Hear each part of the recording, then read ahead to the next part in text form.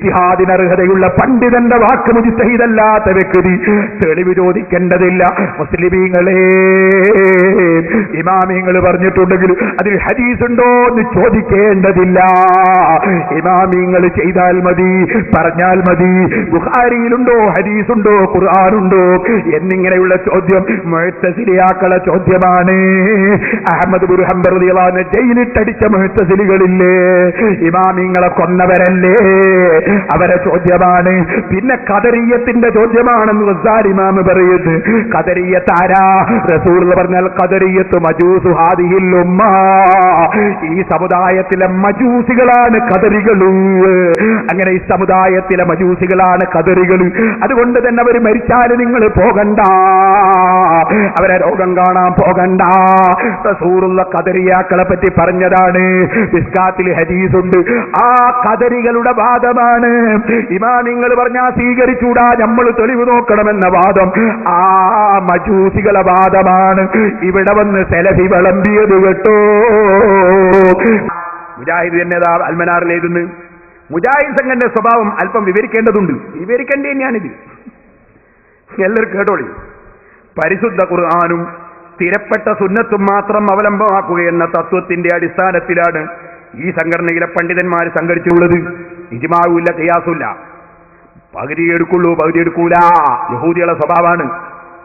മദ്ഹബിന്റെ അഭിപ്രായങ്ങൾക്കെതിരായിക്കൊണ്ട് പരിശുദ്ധ ഖുർആനിലും തിരുസുന്നത്തിലും അഭിപ്രായങ്ങൾ ദർശിച്ചാൽ മദ്ഹബിന്റെ അഭിപ്രായങ്ങൾ ദൂരെ എറിഞ്ഞ് ഖുർആനിലേക്കും സുന്നത്തിലേക്കും മടങ്ങണമെന്ന തത്വത്തിൽ ഈ സംഘടനയിലെ എല്ലാ പണ്ഡിതന്മാരും യോജിക്കുന്നുണ്ട്. അപ്പൊ ചേകനൂര് പറയുന്നു, നിങ്ങളെ മദ്ഹബിന്റെ കിതാബിൽ അസ്സലാമു അലൈക അയ്യുഹൻ നബി എന്ന് പറയണമെന്നുണ്ട്. ഖുർആനിലുണ്ട് അങ്ങനെ പറഞ്ഞാൽ ഇസ്ലാം എന്ന് പുറത്തു പോകുന്നുണ്ട്. അതുകൊണ്ട് മദ്ഹബിന്റെ കിതാബും വലിച്ചെറിയൂന്ന് ചേകനൂര്. അത് തത്വത്തിൽ എല്ലാവരും അംഗീകരിക്കുന്നത് തന്നെ. എനിക്ക് കേട്ടോളി, ഇതുപോലെ ശിർക്കും വിദേഹത്തും വർദ്ധിക്കണം എന്നതിലും ഏകാഭിപ്രായക്കാരാണ്. നല്ല വിദേഹത്തിന് ഈ സംഘടനയിൽ പ്രവർത്തിക്കുന്ന ഒരു പണ്ഡിതനും അംഗീകരിക്കുന്നില്ല. നിയമത്തിൽ വിദേഹത്തു ഹാദിഹി എന്ന് പറഞ്ഞ ഉമർ ഇബ്നു ഖത്താബ് റളിയല്ലാഹു അൻഹു തറാവീഹ് 3 ദിവസമേ അള്ളാന്റെ റസൂൽ ജമാഅത്തായി ഒന്നായിട്ട് നിസ്കരിച്ചിട്ടുള്ളൂ. അത് വീണ്ടും പുനഃസംഘടിപ്പിച്ചപ്പോ ഉമർ ഇബ്നു ഖത്താബ് നല്ല വിദേഹത്താണ്, ഇവർ ഒരു നല്ല വിദേഹത്തെ നമ്മൾ അംഗീകരിക്കൂല, ബുഖാരിന്റെ ഹദീസ് സ്വീകരിക്കൂല. ഉമർ ഇബ്നു ഖത്താബ് ഉപേക്ഷിച്ചു. എനിക്ക് കേട്ടോ, ഇവര് ഓരോരുത്തരും ഇജ്തിഹാദാണ്. ഇജ്തിഹാദിട്ട് എന്താ ആയത് കേട്ടോളി.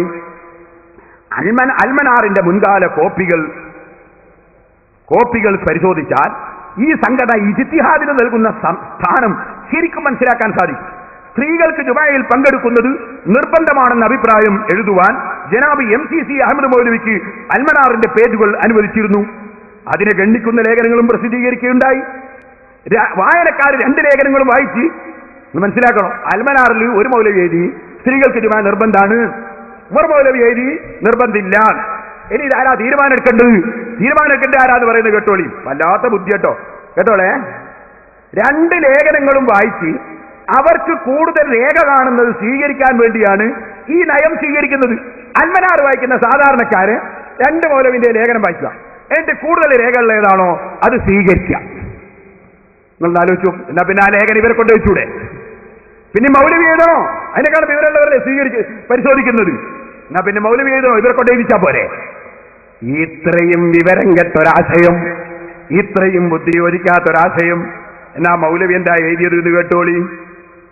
മൗലവി പറയാണ്, ആകയാൽ പള്ളിയിലേക്കും ഈദ്ഗാഹിലേക്കും പെണ്ണുങ്ങൾ വരുന്നതിനെ അസാധ്യമാക്കി തീർക്കുന്ന യാതൊരു നിയമവും ശരീഅത്തിലില്ല. പക്ഷെ എന്തായാലും മാമൂല് വിടാനോ ശരീഅത്തനുസരിക്കാനോ പെണ്ണുങ്ങൾ തയ്യാറില്ലെന്നുള്ളതാണ് ശരി. പെണ്ണുങ്ങൾക്ക് ബുദ്ധിയുണ്ട്, മൗലവിമാരെ പോലല്ലോ. അവര് പണ്ടയുള്ള വിടൂല, പെണ്ണുങ്ങൾക്ക് ബുദ്ധിയുണ്ട്.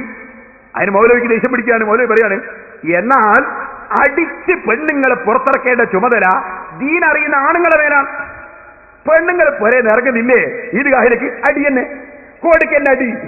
4 ഒലക്കയും എടുക്കുക, മൗലവിമാരൊക്കെ ഒലക്കെടുക്കുക, അടിക്കുക, പെണ്ണുങ്ങളൊക്കെ അടി പുറത്താക്കുക. മൗലവി എഴുതിയതാ. ഏത് ഖുർആനിലാ മൗലവി ഇത് പറഞ്ഞത്? ഏത് ഹദീസിലാ പറഞ്ഞത്? ഈ പ്രസ്ഥാനം ജനങ്ങളോട് പറയുന്നത് പുത്തൻവാദങ്ങളല്ല, മറിച്ച് ഹബീബായ റസൂലുള്ളാഹി സ്വല്ലല്ലാഹു അലൈഹി വസല്ലം പഠിപ്പിച്ച ശുദ്ധമായ ഇസ്ലാമിന്റെ ആശയാദർശങ്ങളാണ് പഠിപ്പിച്ചും പറഞ്ഞും കൊണ്ടിരിക്കുന്നത്. ഏത് ഖുർആനിലാ മൗലവി ഇത് പറഞ്ഞത്? ഏത് ഹദീസിലാ പറഞ്ഞത്? വഖർന ഫീ ബുയൂതികുന്ന വലാ തബറജ്ന തബറുജൽ ജാഹിലിയ്യത്തിൽ ഊലാ വീട്ടിലടങ്ങി ഒതുങ്ങി കഴിയട്ടെ.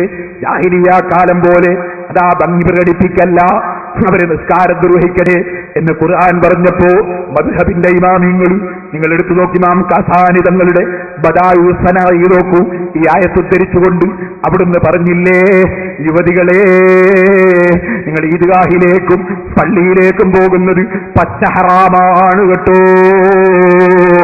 പേരോട് പറഞ്ഞതല്ല, ഇമാം കസാനി പറഞ്ഞതാണ്. ഹനഫി മദ്ഹബാണ് കേട്ടോ. ശാഫിഈ മദ്ഹബിലെ ഇമാമിങ്ങളും അതാ പറഞ്ഞു, ഫിത്നയാണ്, ഫിത്നയുണ്ടെങ്കിൽ ഹറാമാണ്, ഒരു പണ്ഡിതനും തർക്കമില്ല. ഫിത്നയുണ്ടെങ്കിൽ ഹറാമാണ്, ഒരു പണ്ഡിതനും തർക്കമില്ല. ഫിത്ന ഉണ്ടെന്ന് അതാ ഇമാമിങ്ങൾ റിപ്പോർട്ട് പറയുന്നു. എന്നവര് റിപ്പോർട്ട് പറയുന്നു. ആകയാൽ ഹറാമാണെന്ന് പറഞ്ഞ പേരോടല്ല. ഇബ്നു ഹജറുൽ ഹൈതമി തങ്ങൾ അതാ കിഫായത്തുൽ അഖ്യാറിന്റെ മുസന്നിഫിൽ നിന്ന് എടുത്തുദ്ധരിച്ചതല്ലേ, ഇമാം ഹുസ്നിയിൽ നിന്ന് ഉദ്ധരിച്ചതല്ലേ.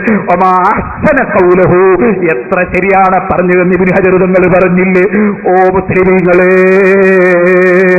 ഏതായിരുന്നാലും പെണ്ണ് പള്ളിയിലേക്കും ഈദ്ഗാഹിലേക്കും പോകുന്നത് ഫിത്നയുണ്ടെങ്കിൽ ഹറാമാണെന്നതിലൊരു പണ്ഡിതനും തർക്കമില്ലല്ലോ.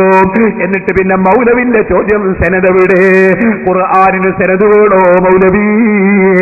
അല്ലാഹുവിന്റെ റസൂല് അതാ പള്ളിയിലേക്ക് സമ്മതം ചോദിച്ചിട്ട് സമ്മതം കൊടുത്തില്ല എന്നത് ഫത്ഹുൽ ബാരിയിലില്ലേ, ഇബ്നു ഖുസൈമയിലില്ലേ?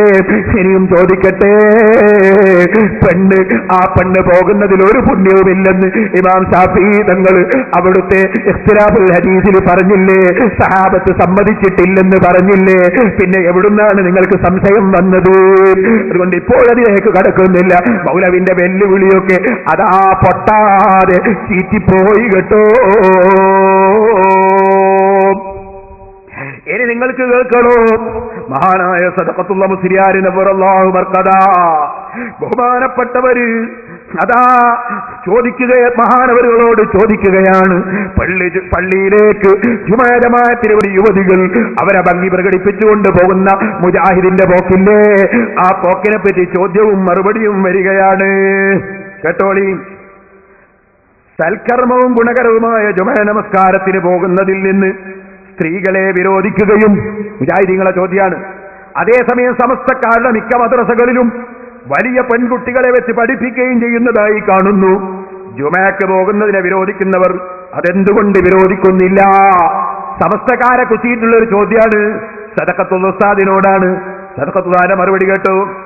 ഉത്തരം, കണ്ടാൽ ആശിക്കപ്പെടുന്ന പ്രായമെത്തിയ പെൺകുട്ടികൾക്ക് ഇതര പുരുഷന്മാരെ അറിവ് പഠിപ്പിക്കുകയാണെങ്കിൽ അത് മറയുടെ പിന്നിൽ വെച്ചുണ്ടായിരിക്കണമെന്നാണ് മതവിധി.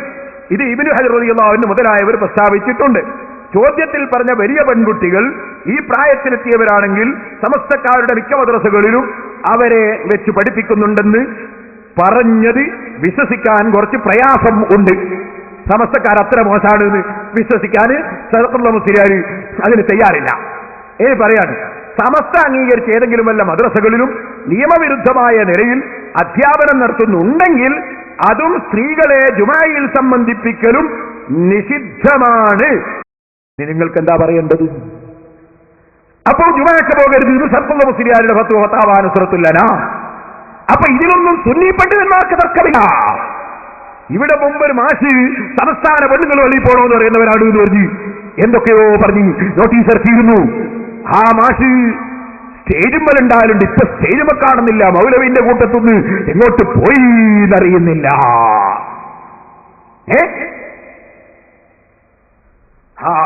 അങ്ങനെയൊക്കെ ചില സംഭവങ്ങളുണ്ടില്ലേ. ഇപ്പൊ ഞാനതിലേക്ക് കിടക്കുന്നില്ല. നാദാപുരത്തുകാർക്കറിയാം, അറിയില്ലേ, കുഞ്ഞുപിള്ളാർക്കറിയാം.